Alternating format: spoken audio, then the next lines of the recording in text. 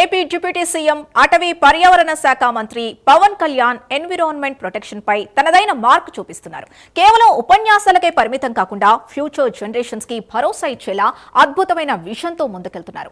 ఏపీకున్న 1053 కిలోమీటర్ల long coastal line ని తుఫాన్ల నుంచి కాపాడేందుకు మడ అడవుల్ని ఒక నేచురల్ షీల్డ్ లా డెవలప్ చేస్తున్నారు. పవన్ కళ్యాణ్ తీసుకుంటున్న స్పెషల్ కేర్ వల్లే సెంట్రల్ గవర్నమెంట్ తీసుకొచ్చిన మిస్టీ స్కీమ్ కింద మడ అడవుల పెంపకంలో ఏపీ దేశంలోనే సెకండ్ ప్లేస్ లో నిలిచింది. అంతేకాదు great green wall of AP పేరుతో తీరం వెంబడి ఏకంగా 5 కిలోమీటర్ల వెడల్పుతో ఒక పచ్చని రక్షణ వలయాన్ని క్రియేట్ చేస్తున్నారు. పబ్లిక్ పార్టిసిపేషన్ తో తాటి వనాలు, సామాజిక వనాలు పెంచుతూ మనం రక్షించే అడవులే రేపు మనల్ని రక్షిస్తాయి అన్న నినాదంతో ఏపీని ఒక పర్ఫెక్ట్ గ్రీన్ మోడల్ గా మారుస్తున్నారు పవన్ కళ్యాణ్.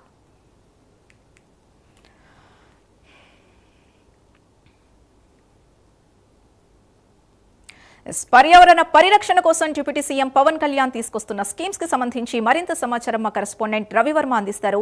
రవివర్మ, ఎలా చూడాలి డిప్యూటీ సీఎం పవన్ కళ్యాణ్ దూరదృష్టికి ఆయన తీసుకొస్తున్న స్కీమ్స్ ని ఒక విషయంలా చూడొచ్చా?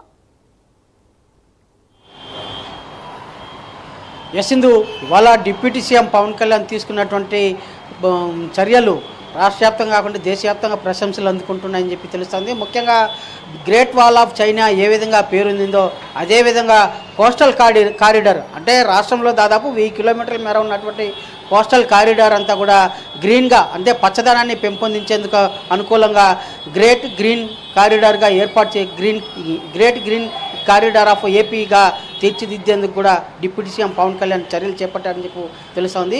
దీంట్లో భాగంగానే అంటే తుఫాను వచ్చే క్రమంలోనే కోస్టల్ కారిడార్ అంతా కూడా కోతకు గురవుతుంది.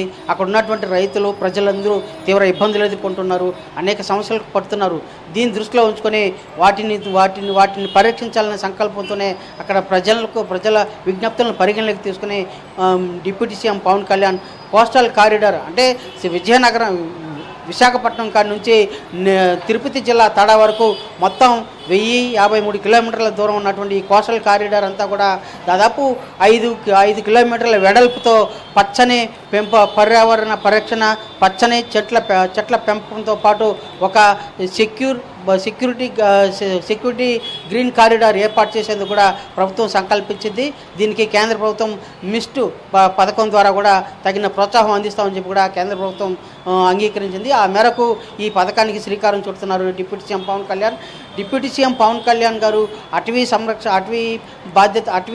శాఖ మంత్రిగా బాధ్యతలు చేపట్టినప్పటి నుంచి తనదైన శైలిలో తమ మార్పును ప్రదర్శిస్తూ పోతున్నారు.